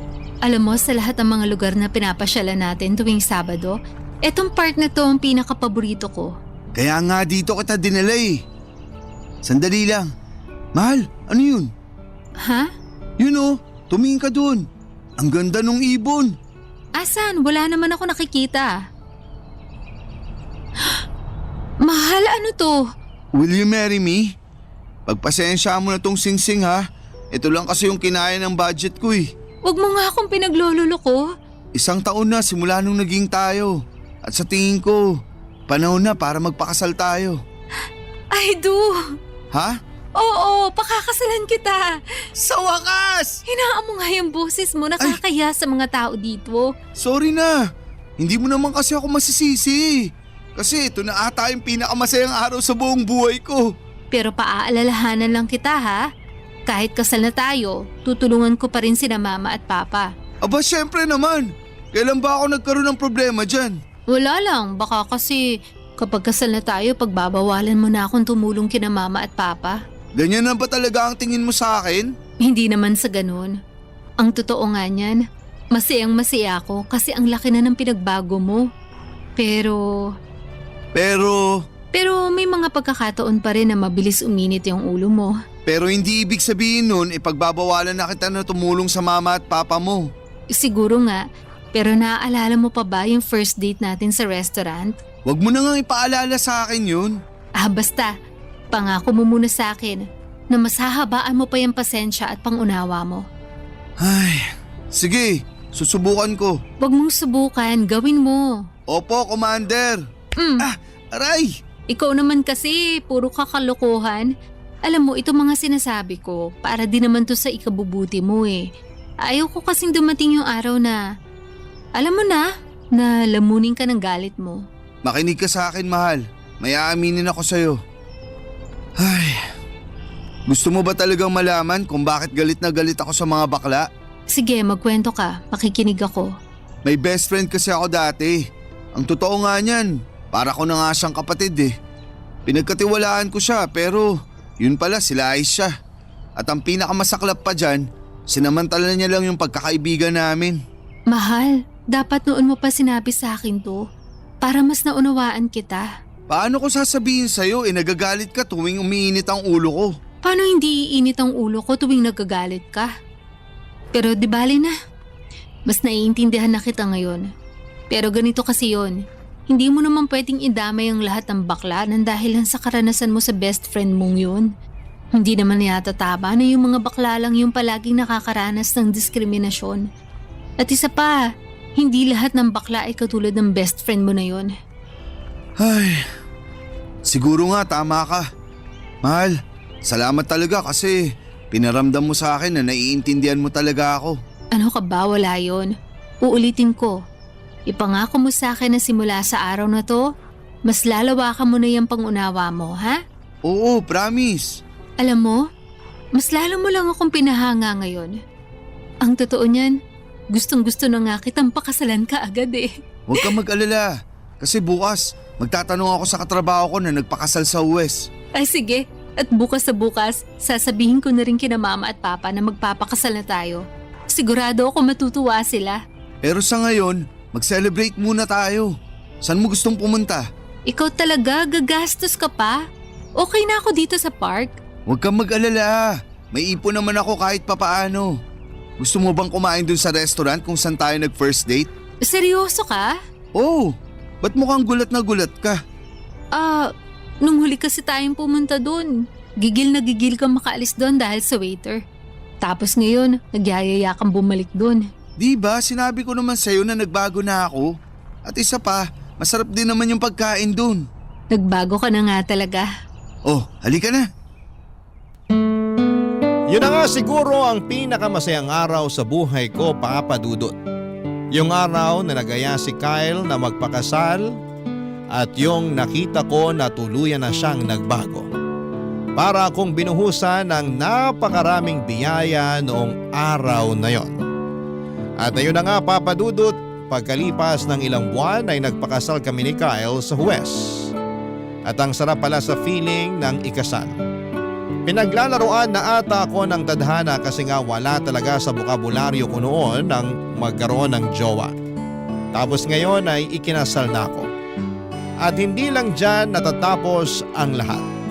Kasi dumating din ang araw na nagbunga ang pagmamahala namin ni Kyle at nagkaanak kami ng isang healthy baby boy.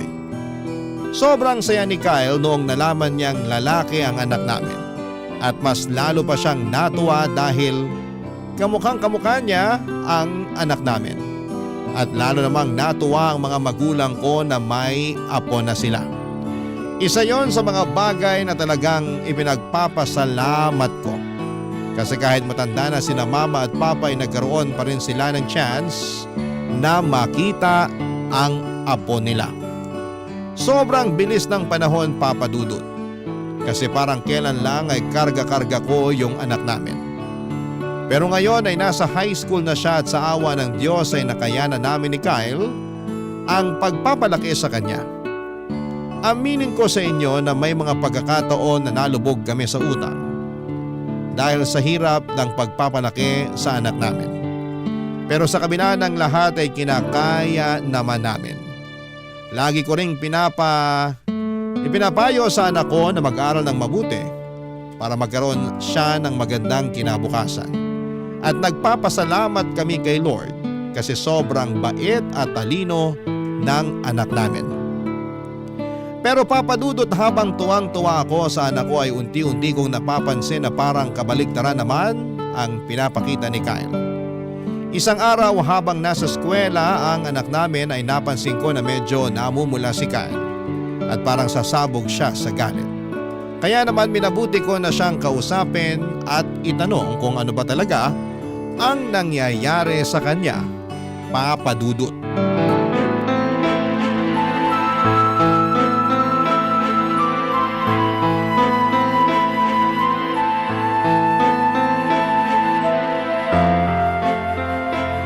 Kyle, ano bang problema mo? Yang anak mo, pagsabihan mo yan ha. Sandali nga. Pag-usapan natin to na maayos. Maupo ka nga muna dito. Ay, hindi ko na gusto ang nakikita ko dyan sa anak mo. Ano ba kasi talaga ang problema? Paano kita maiintindihan kung bigla-bigla ka nalang nagagalit dyan? Yang anak natin habang tumatagal, napapansin ko na mas lalong lumalambot. Ang sagwa tignan. Kamukha ko pa naman yung batang yun. Nakakahiya. Yan lang ba ang pinoproblema mo? Oo, bakit? Akala ko ba nagbago ka na? Nagbago na naman talaga ako ah. Ang hindi ko lang talaga matanggap ay kung bakit sa anak pa talaga natin nangyayari to.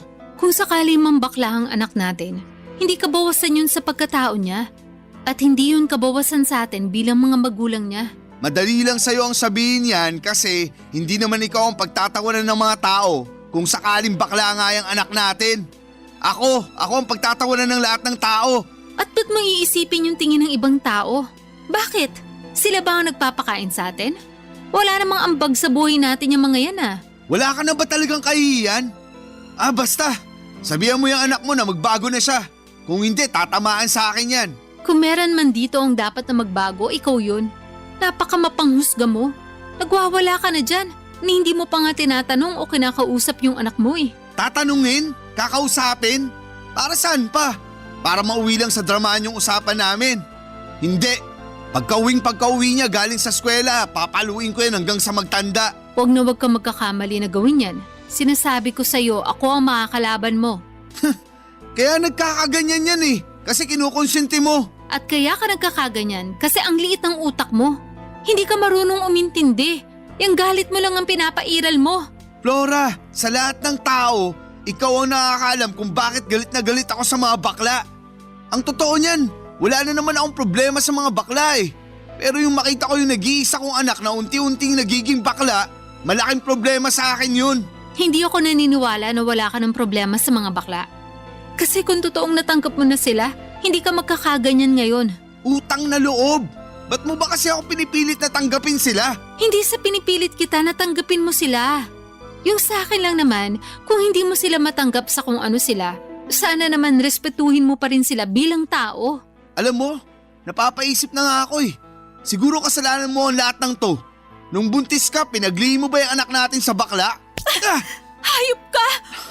Kung nahihirapan kang tanggapin ang anak natin, pwes ako tatanggapin ko siya ng buong buo. Ibibigay ko sa kanya ang pagmamahal na hindi mo kayang ibigay sa kanya. At sa inyong dalawa, mas pipiliin ko ang anak natin. Asawa lang kita, Kyle. Pwedeng-pwede kitang palitan kung kailan ko gusto. Mahal, I'm sorry. Yung sa akin lang naman. Ayoko na minamalit at kinukutsa yung anak natin. Sana naiintindihan mo ko. Kung merong mang dapat umintindi at umunawa sa anak natin, tayo yun. Anong klase mga magulang tayo kung tayo lang din ang unang huhusga sa kanya? Kyle naman, sana naman matutunan mong tanggalin yung puot at pagkamuhi mo sa mga taong iba sa atin. Hindi mo ba nakikita? Unti-unti mong sinisira ang pamilya natin ang dahil sa galit mo na yan. Promise, magbabago na talaga ako. Ito na yung huling beses na pag-uusapan natin to ha. I love you. Siguraduhin mo lang talaga na magbabago ka na. Kasi kung hindi, pinapangako ko sa'yo na lalayasan ka namin. Asawa lang kita, Kyle. Inuulit ko. Pwedeng-pwede kitang palitan kung kailan ko gusto. Pero yung anak ko nag-iisa lang yon. Seryoso ka talaga? Ipagpapalit mo ako? Oo! Ipagpapalit kita sa foreigner. Ah, ganun na. Ha? Ano ba, Kyle? Tigilan mo na nga yan. May kiliti ako dyan. Ano ba? Eto naman, pinapatawa lang kita. Wag mo naman ako ipagpalit oh. Hindi ko kakayanin kung mawawala ka sa akin. Ang tagal kaya kitang niligawan. Oo. At ako naman tong tanga, nagpadala ako sa scam mo. Uy, grabe siya. Pero seryoso, sana mahalin mo yung anak natin higit pa sa pagmamahal na binibigay mo sa akin. Ipangako mo rin sa akin na tatanggapin mo yung anak natin ng buong buo. Oo na. Totoo ba? Oo, pangako yan. At pwede bang tigilan mo na nga yung pagwawala mo? Nagmumukha kang gorila tuwing nagwawala ka eh. May gorilya ba na ganito kagwapo? Kapal ang mukha mo. Hanggang ngayon, gwapong-gwapo ka pa rin sa sarili mo. Diyan ka na nga, magluluto pa ako. Hindi ko po akalain na hanggang ngayon ay hindi pa rin nawawala ang pagkamuhi ni Kyle sa mga bakla. Kaya nang umuwi na ang anak namin galing eskwela ay minabuti kong kausapin siya at doon ko nalaman at na-confirm na may nararamdaman nga siyang kakaiba sa kapwa niyang lalaki. Pero hindi ko po ito sinabi kay Kyle kasi baka magwala na naman siya. Sa kabila ng lahat ng ito ay palagi ko pa rin sinasabi kay Kyle na kailangan niyang lawakan ang kanyang pag-iisip at huwag magpadala sa galit. Talaga pong naguguluhan ako ng mga panahong yon. Sa totoo lang ay wala akong problema kung ang anak ko ay bakla. Tanggap na tanggap ko po siya ng walang pag-aalinlangan. Ang hindi ko lang po matanggap ay kung paano magalit si Kyle. Aaminin ko po na mabait ang asawa ko sa akin at sobrang sweet niya.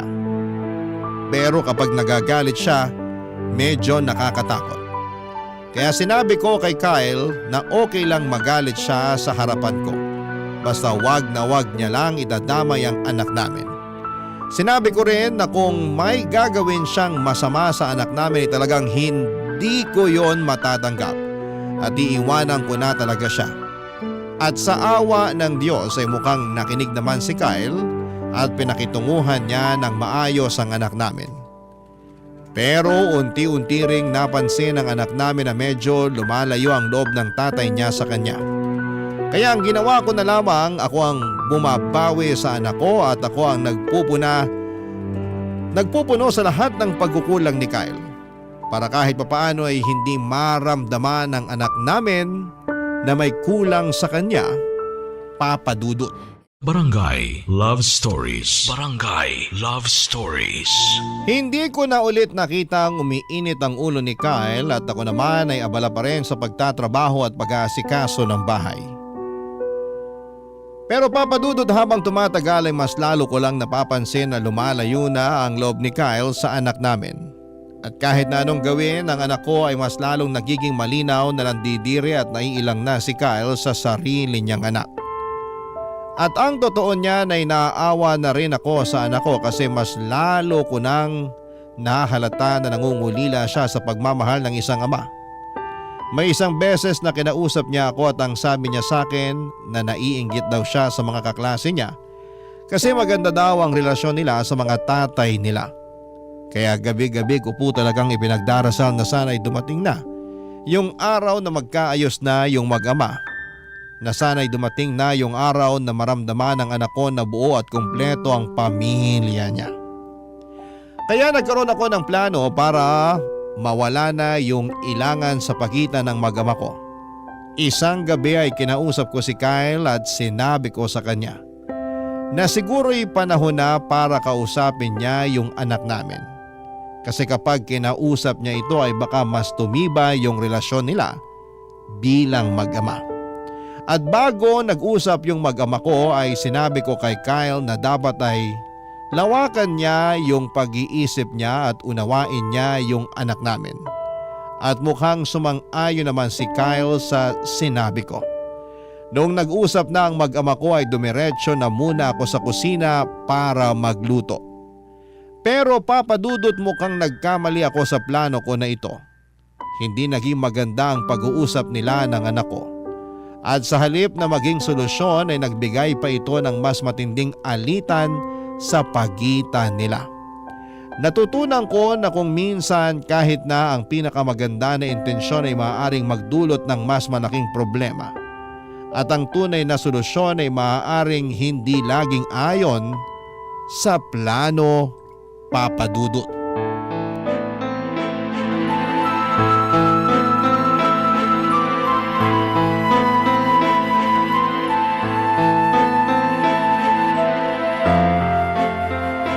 Huwag ka nang babalik! Kyle, ano nangyari? Ba't ka nagsisisigaw? Dinig na dinig ko sa kusina yung boses mo. Ikaw ba ang may pakana nito, ha? Ba't biglang lumakas yung loob ng anak mo ang aminin sa akin Ang na… gusto ko lang naman magkausap kayo para mawala na yung ilangan sa pagitan nyo. Pwes, inamin niya sa akin na bakla siya. Flora naman, alam kong pinangako ko sa'yo na magbabago na ako. Pero kinailangan ba talaga niyang ipangalanda ka na bading siya? Hindi ko na alam kung paano ko patatanggapin yan. Alam mo ba naglakas loob yung bata na sabihin sa'yo yan? Kahit takot na takot siya sa'yo? Kasi nagbabaka sakali siya matatanggap mo siya? Diyos ko, Kyle, nangungulila yung bata sa pagmamahal mo. Sinasabi ko na nga ba ikaw ang kumukonsinti sa kanya. Kung tutuusin, ikaw ang punot dulo ng lahat ng to. Kung kinausap pa lang sana na maayos yung anak mo, malamang hindi tayo magkakagulo ng ganito ngayon. Wala ka nang magagawa. Pinalayas ko na ang anak mong bakla. Diyos ko, di sa oras na ng gabi. Pag may mangyari masama sa anak ko, ikaw ang pagbabayarin ko. Tandaan mo yan. Huwag kang mag-alala. Sigurado ako na doon diretso yung sa bahay ng mama at papa mo. Ayoko na. Punong-puno na ako. Uy, teka lang. Ano yan ha? Saan mo dadalhin yung mga gamit mo? Doon na rin ako didiretso kina mama at papa. Hindi ka alis. Dito ka lang. Bitawan mo nga ako. Alam mo kung ano yung pinakamasakit sa akin, ha? Yung hindi mo kayang ibigay sa sarili mong anak ang pagmamahal na matagal mo nang binibigay sa akin. Pasensya ka na. Pero hindi ko talaga matatanggap yung anak mong bading. Yan! Para yan sa anak ko. Wala siyang ginawa sa'yo para kamuhiin mo siya ng ganito katindi. Meron! Yung pagiging bading niya. Sapat na rason na yon para kamuhian ko siya. Umasa ako na magbabago ka. Umasa ako na dadating ang araw. Nalalawakan mo na yung isip mo. Pero nagkamali ako. Mukhang wala ka na talagang pag-asa. Gusto mo lumayas? Teka lang. Oh, eto pa ang mga gamit mo. Kunin mo na yan. Lumayas ka at samaan mo yung anak mong bakla. Mas gugustuhin ko pang mag-isa sa buhay kaysa sa makasama ko yung anak mong bakla. At yung nanay niyang wala nang ibang ginawa kung hindi ang konsintihin ng kabaklaan ng anak niya. Alam kong hindi maganda yung naging karanasan mo sa best friend mo noon. Pero sabihin mo sa akin, hanggang kailan mo dadalhin yung bigat at puot ng karanasan na yun? Hindi mo pa talaga nakikita na unti-unti ka nang sinisira ng galit mo? Utang na loob, Kyle. Magbago ka na. Ibili mo na rin kaya ng palda at lipstick yung anak mo. Total, kinukonsinti mo naman. Bah, lubos-lubusin mo na. Manahimik ka kung ayaw mong bigyan ko ng kambal yung sampal ko sa'yo kanina. Naging mabuting anak siya sa atin. Ang taas-taas nga ng grades ng bata. At tuwing nasa trabaho tayo, siya yung nag-aasikaso sa mga gawaing bahay dito. Mismo! Yan mismo ang dahilan kung bakit lalamya-lamya yung anak mo na yun. Pinaglilinis mo siya dito sa bahay imbis na pinaglalaro mo ng basketball kasama yung mga kaibigan niya. Malala ka na! Pinapangako ko sa'yo na ito na yung huling araw na makikita mo ako. Tapos na ako sa pagiging asawa mo. At yung anak mo, huwag kang mag-alala. Kasi simula sa araw na to, ipagkakait ko na siya sa'yo. Ayokong dumating ang araw na masaktan mo pa siya. Yan, tama yan. Siguraduhin mo na hindi ko na makikita ang pagmumukha ng batang yon. Sana lang talaga, huwag dumating ang araw na pagsisisihan mo yung pagtaboy mo sa amin. Kung may pagsisisihan man ako, yun na yung nakinig pa ako sa'yo. Masyado ako naging malambot. Dapat simulat sa pool pa lang. Tinuruan ko na yung anak mo kung paano maging tunay na lalaki. At kung may pinagsisisihan man ako, yun na yung pinakasalan pa kita. Kasi sa totoo lang, hindi ko nakilala yung taong pinakasalan ko. Hindi na kita kilala. Sabihin mo nga sa akin, Kyle. Kaya mo ba talagang tanggapin ang pagkawala ng anak mo? Na hindi mo na siya makakasama sa mga susunod na taon? Dahil lang sa hindi mo siya kayang yakapin sa kung sino siya. Ay, Mukhang nakuha ko na nga yung sagot sa tanong ko. Aalis na ako. Flora, sandali! Kung talagang mahal mo yung anak natin, hindi ka magdadalawang isip. Kung meron man sa atin na may karapatan na magdalawang isip, ako yun. Sana nagdalawang isip ako bago kita pinakasalan. Ayusin naman natin to, please. Ganyan ka naman palagi eh. Gusto mo makipag-ayos tuwing nag-aaway tayo. Tapos mangangako ka na magbabago ka na. Pero hindi man lang ba sumagi dyan sa isip mo? Kung bakit hanggang ngayon nagkakagulo pa rin tayo? Kasi walang pagbabago. Hindi ka na nagbago. At hindi ka na magbabago. Sobra akong nasaktan ng gabing yon, Papa Dudut. Pero mas nasasaktan ako para sa anak ko. Kung alam ko lang na magiging ganito ang lahat, sana noong umpisa pa lamang ay hindi na ako nakipagrelasyon kay Kyle. Sana hindi ko na lamang siya sinagot at sana ay hindi na lamang ako nagpabuntis. Naging tanga ako at naniwala ako sa mga pangako niyang hindi naman natutupad, na may pag-asa pa siyang magbago. Noong gabing yon ay dumiretso ako kina mama at papa at doon ko rin nakita ang anak ko. Namumula ang mata at hindi matigil sa pag-iyak. Sobrang sakit yung nararamdaman niya dahil hindi niya inakala na ipagtatabuyan siya ni Kyle. Sa mga oras na yon ay buo na ang desisyon ko na makipaghiwalay kay Kyle. Doon muna kami titira ng anak ko sa bahay nila mama at papa.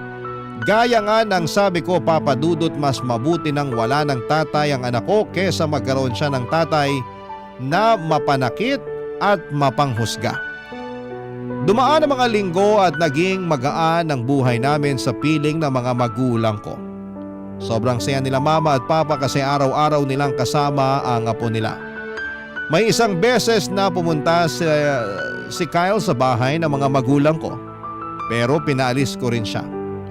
Oo, asawa ko pa siya sa papel pero hindi ko na kaya siyang makita pa.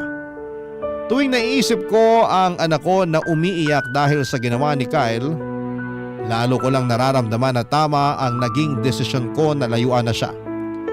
Sa mga sumunod na linggo ay hindi na nagparamdam sa amin si Kyle, Papa Dudut. Aaminin ko na lungkot ako ng kaunti. Pero sabi ko sa sarili ko, siguro nga ay mas mabuti na rin yung ganito. Wala nang gulo at hindi na rin niya masasaktan ang anak ko kahit papaano. Pero ang hindi ko inaasahan, Papa Dudut, ay paglalapitin kami ulit ng tadhana. Isang araw habang nagtatrabaho ako sa kainan, nalaman ko na nagpunta pala ang anak ko sa dati naming bahay para kumustahin sana si Kyle. Kasi kahit pinagtabuyan na siya at lahat-lahat ay gusto niya pa rin daw na matanggap siya ng tatay niya balang araw. At nung nakarating siya sa bahay ay doon niya natuklasan na nakabulagta si Kyle sa sahig. Napagalaman din namin na si Kyle pala ay may sakit sa puso. At pagkatapos ng duty ko ay hinakayat ako ng anak ko na dalawin ko daw si Kyle sa ospital. Kaya pinauwi ko na yung anak ko at ako na mismo ang pumalit sa kanya sa ospital, Papa Dudut.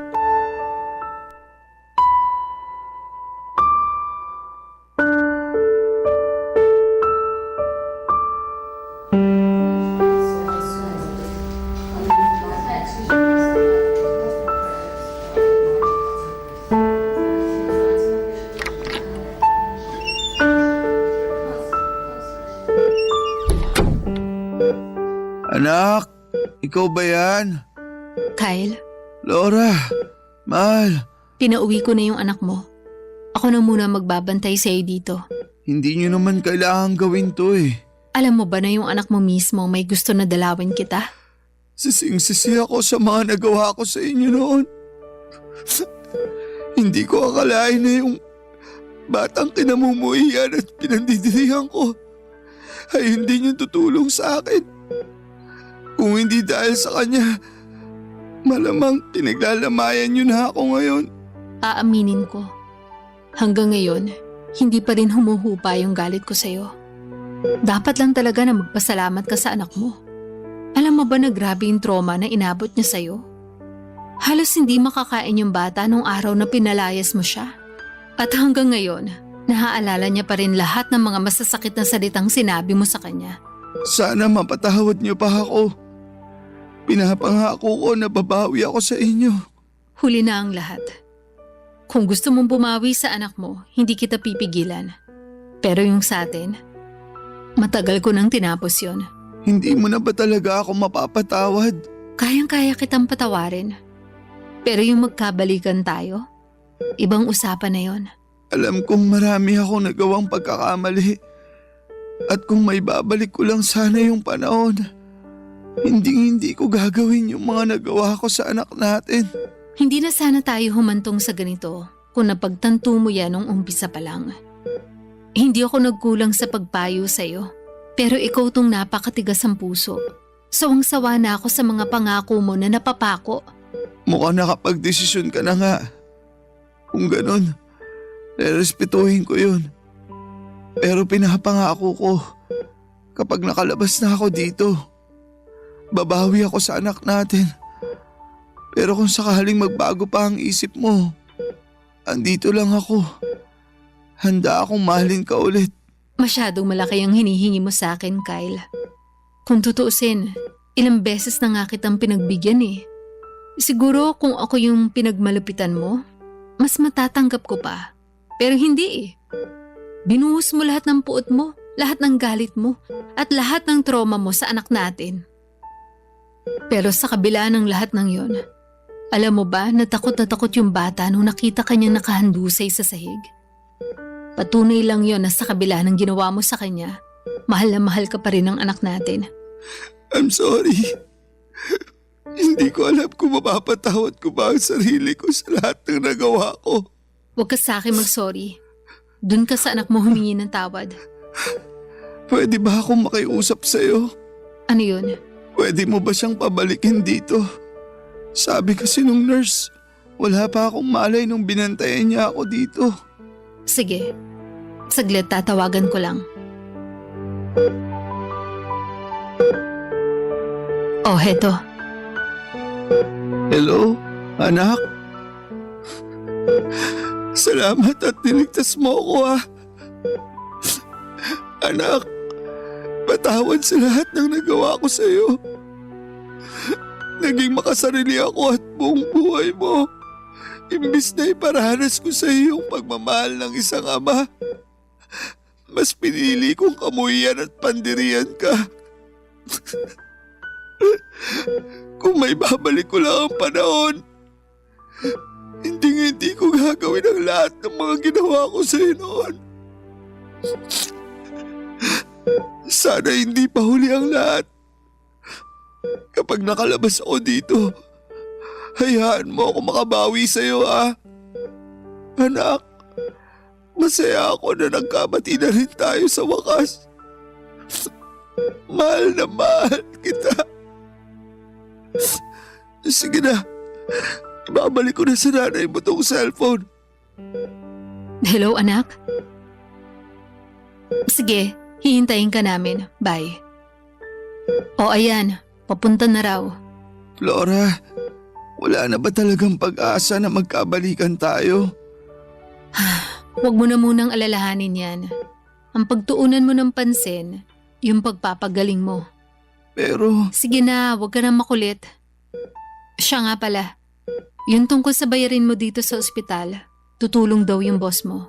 talaga, Oo, tinawagan ko yung boss mo kanina. At sila na daw yung bahala sa mga gastusin mo dito sa ospital. mabuti naman kung ganon. Ngayon na wala ka nang poproblemahin, siguraduhin mo lang na babawi ka sa anak ko kapag nakalabas ka na dito. Panigurado yan. Tuluyan na ngang nagkabati ang mag-ama ko noong araw na yon, Papa Dudut.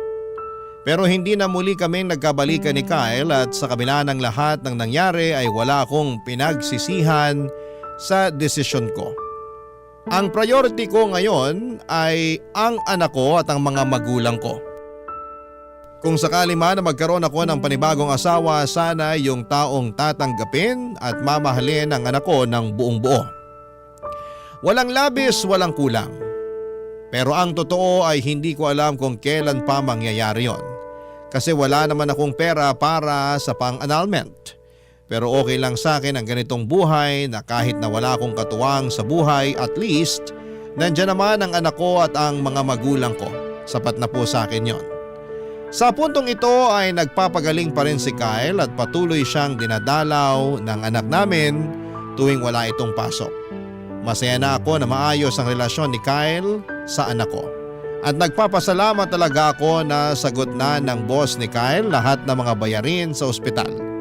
Mabuti na lamang po talaga at matagal nang nagtatrabaho si Kyle sa boss niya na yon. Kaya hindi ito nagdalawang isip na tulungan siya noong nasa ospital siya. Mabait pa rin talaga ang Diyos. Kasi kung hindi dahil sa boss ni Kyle ay hindi ko talaga alam kung saan ako kukuha ng pera na pambayad sa ospital. Siguro'y marami sa mga kabarangay ninyo ang magagalit kung bakit hiniwalayan ko si Kyle habang nagpapagaling pa siya. Pero hindi nyo rin naman ako masisisi. Kasi ang iniisip ko na ngayon ay ang kapakanan ng anak ko. Kahit nagkapatawaran na kami, yung mga sugat na idinulot ni Kyle ay nananatili pa rin. Siguro ang maipapayo ko lang sa mga nakikinig ngayon, lalo na sa mga magulang, ay mahalin ninyo ang inyong mga anak at tanggapin ninyo sila ng buong buo. Dahil hindi lahat ng magulang ay deserving na magkaroon ng anak, pero lahat ng anak ay deserving na magkaroon ng magulang na magmamahal at mag-aalaga at iintindi sa kanila. Papa Dudut, hindi ko rin alam kung masaya o malungkot ba ang ending ng kwento ng buhay ko. Pero siguro, ang mga kabarangay ko na lang ang bahalang maghusga. Nagpapasalamat po ako na binigyan ninyo ako ng pagkakataon na ibahagi ang kwento ko sa inyo. Maraming salamat po and more power sa inyong istasyon sa Barangay LS. Ang inyong forever kapuso at kabarangay, Flora. Ano ang masasabi mo sa ating Barangay Love Stories today? Aabangan namin yan sa aming comment section.